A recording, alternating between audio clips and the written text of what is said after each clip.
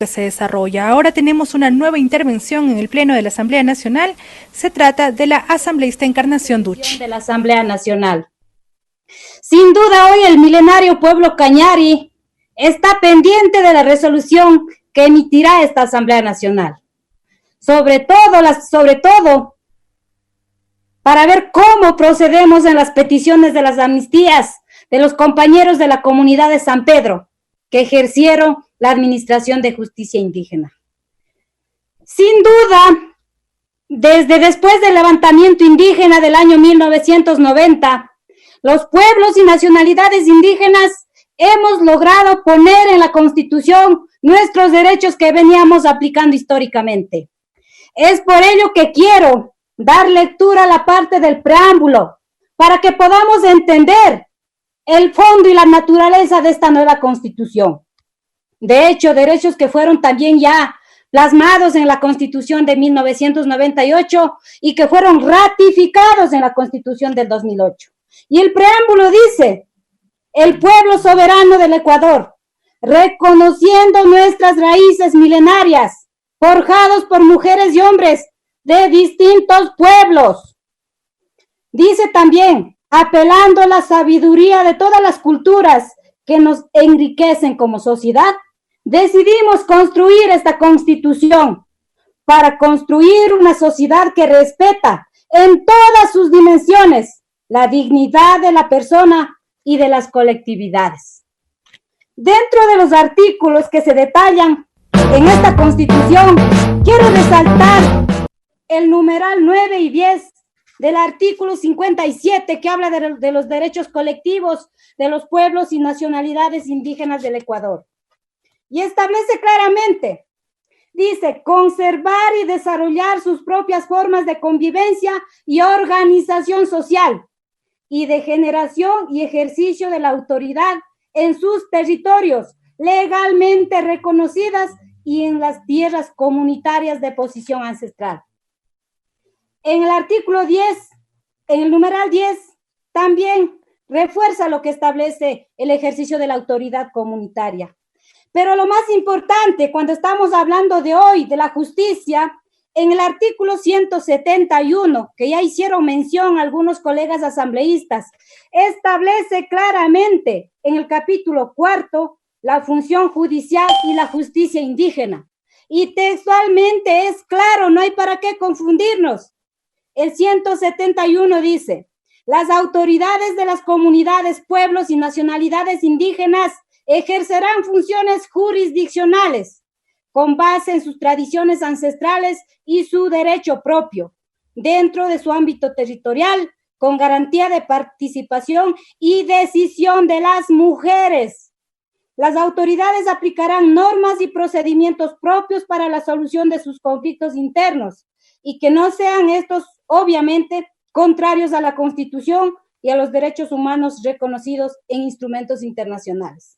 En el segundo párrafo también nos aclara la situación. Dice: el Estado garantizará que las decisiones de la justicia indígena sean respetadas por las instituciones y autoridades públicas. El Estado tiene que garantizar eso. Dichas decisiones estarán sujetos al control de constitucionalidad. La ley establecerá los mecanismos de coordinación y cooperación entre la justicia indígena y la justicia ordinaria. Si analizamos las comunidades, pueblos y nacionalidades del Ecuador, por su particularidad histórica, social y cultural, somos titulares de derechos colectivos, garantizados además en los instrumentos internacionales de derechos humanos. No obstante, lejos de implementar políticas y programas, diseñar planes para la construcción de este Estado plurinacional e intercultural, con acciones de persecución, han limitado el ejercicio pleno de nuestras facultades jurisdiccionales y, en este caso, a las autoridades indígenas. Porque procesar penalmente es sembrar terror, y eso es empeorar una relación históricamente asimétrica y excluyente que ha propiciado el mismo Estado desde la época republicana. Ahora bien, ¿qué es la amnistía? El Diccionario del Saber Moderno señala que la amnistía es un acto de poder político que deroga parcialmente la ley penal mediante la declaratoria del olvido de un delito político por razones extraordinarias o de índole social o político. Ahora bien, nuestra legislación no define lo que es un delito político. Por lo tanto, debemos remitirnos a la doctrina. Y esta señala que se pueden considerarse como delitos políticos aquellos que se ajustan a ciertos criterios. El primer criterio es de carácter objetivo, relacionado con el bien jurídico que la tipificación del delito pretenda amparar y que se vinculan con aquellas conductas que atenten contra el régimen constitucional y legal. Y el número 2, el criterio 2, es de carácter subjetivo y se relaciona con la motivación que anima a la gente en el momento que se comete el delito, independientemente del objeto jurídico que se ha vulnerado. ¿Cuál es la motivación subjetiva y objetiva de los dirigentes indígenas de ejercer el derecho colectivo y la administración de justicia indígena? Pues nuestra Carta Magna es el hecho de afianzar también y aportar a la construcción de un Estado plurinacional e intercultural. Es estatuir una justicia plural. Es dar respuestas oportunas a las injusticias de parte de las personas naturales o jurídicas cuando el Estado está ausente en esos sectores.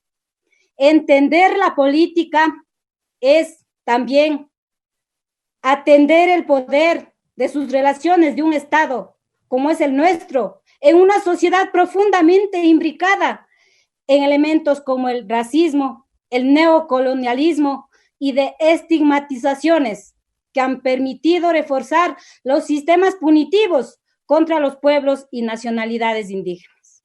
Por otro lado, también la Federación Internacional de Derechos Humanos, luego de analizar la situación de los derechos humanos de los dirigentes de los colectivos, pueblos y nacionalidades de nuestro país, concluyó que la justicia indígena en nuestro país ha servido de arma de represión contra los defensores de sus derechos, adoptando diferentes modalidades, como el hostigamiento judicial a líderes de movimientos y organizaciones o miembros de comunidades, mediante diversos tipos penales, la adopción de medidas administrativas en contra de las organizaciones.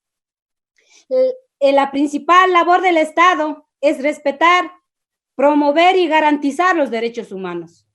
El ejercicio de las facultades jurisdiccionales es un derecho humano colectivo de los pueblos y nacionalidades indígenas. Por lo tanto, el Estado tiene la obligación de respetar y no sembrar terror en las clases populares, como escarmiento, desconociendo los principios democráticos y la vigencia de un Estado plurinacional. Pero ¿qué ha sucedido? Teniendo como alcahuetes a algunos funcionarios judiciales que se convirtieron en ejecutores de la política represiva y sin aplicar el debido proceso, emitieron sanciones y sentencias bajo argumentos que nada tienen que ver con los motivos de la detención. A los compañeros de San Pedro le juzgaron por secuestro extorsivo, encarcelaron a sus dirigentes para que la cárcel sirva de escarmiento para cualquier ciudadano que se atreva a mover el tablero del establishment jurídico. Eso hicieron.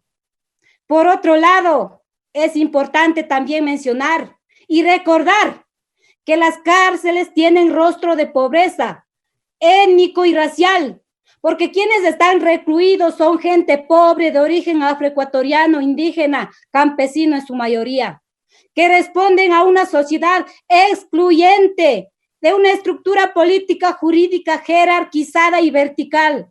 Sin embargo, no están los corruptos que han saqueado sistemáticamente los recursos del país, sin importar la pobreza, la desesperación y la muerte de las personas. Es por ello que desde el año 2017, en mi calidad de asambleísta de la provincia del Cañar, vengo exhortando a la Comisión de Justicia en su momento y también a la Comisión de Justicia que hoy está pues en este segundo periodo, para que se pronuncien favorablemente en el informe de la comisión como lo han hecho, y también en el Pleno de la Asamblea Nacional. Pero esto sea a la luz de los elementos objetivos de cada uno de los casos. Y a buena hora que la comisión ha actuado objetivamente y ha logrado dimensionar el entrame político que hay tras cada uno de los casos analizados. Quiero saludar también el proceso desarrollado en esta comisión, previo a la elaboración del informe, porque han podido mirar, han podido escuchar y han podido sentir de los procesados mediante comparecencias, porque para tan importante decisión no puede ser posible que únicamente se basen en informes ordinarios, como se lo hizo en la Comisión de Justicia del periodo anterior, porque tienen que basarse en casos reales, poder sentir y vivir lo que sienten estas personas que están siendo procesadas. Todo esto consta también en la propuesta de reforma a la Ley Orgánica de la Función Legislativa que presenté en su momento y que hoy está a la espera de la aprobación en segundo debate y que fueron acogidas todas estas propuestas planteadas en su momento. Creo que como pueblos y nacionalidades indígenas estamos recuperando nuestra sabiduría ancestral, de una justicia restaurativa, una justicia que respeta los derechos humanos, pero sobre todo aporta al Estado ecuatoriano, porque de los cientos de conflictos que no fueron a la justicia ordinaria represiva, se ahorró un ingente aporte económico al Estado ecuatoriano. Hagamos una comparación, colegas asambleístas. Esos lugares fríos, donde las personas se perfeccionan como delincuentes, y lo que es para la justicia ordinaria, para nosotros es la comunidad, es la libertad, es el trabajo comunitario. Los agentes de seguridad y los funcionarios que tiene la justicia ordinaria, acá, en la justicia indígena, son los mismos dirigentes, son los mismos miembros de la comunidad. ¿Y quienes pagan esos costos de ese proceso? Es la comunidad. Más bien ahí tenemos que ver de qué manera hacemos ese reconocimiento para tal ahorro. Por ello, hoy invoco a cada uno de ustedes, colegas legisladores, su voto favorable, con firmeza, con decisión, para cortar de raíz el estigma hacia la justicia indígena y la persecución a nuestros líderes comunitarios. Y cuidado con justificar en esta tarde y noche su voto en contra por la forma de votación. El informe es claro y es la amnistía para los dirigentes y comuneros de San Pedro del Cantón y provincia de Cañar. Asambleísta, le pido que vaya concluyendo con su intervención, por favor. Solamente para terminar, señor presidente, quiero concluir mencionando un tema que me preocupó en este momento y que hablamos de la violencia contra la mujer. De hecho, yo he sufrido violencia quizá física, psicológica, patrimonial, violencia política, y todas las mujeres hemos sufrido y han sufrido. Es una lacra de las sociedades que tenemos que ir erradicando conjuntamente, pero tenemos que combatirla todos. Y no debe ser esta tarde una justificación para deslegitimar los derechos colectivos de los pueblos y nacionalidades, creando esta clase de estereotipos para seguir deslegitimando un derecho garantizado en esta Constitución. Muchas gracias, señor presidente. Tiene la palabra el asambleísta Pedro Curuchumbi. Pues bien, se escuchó.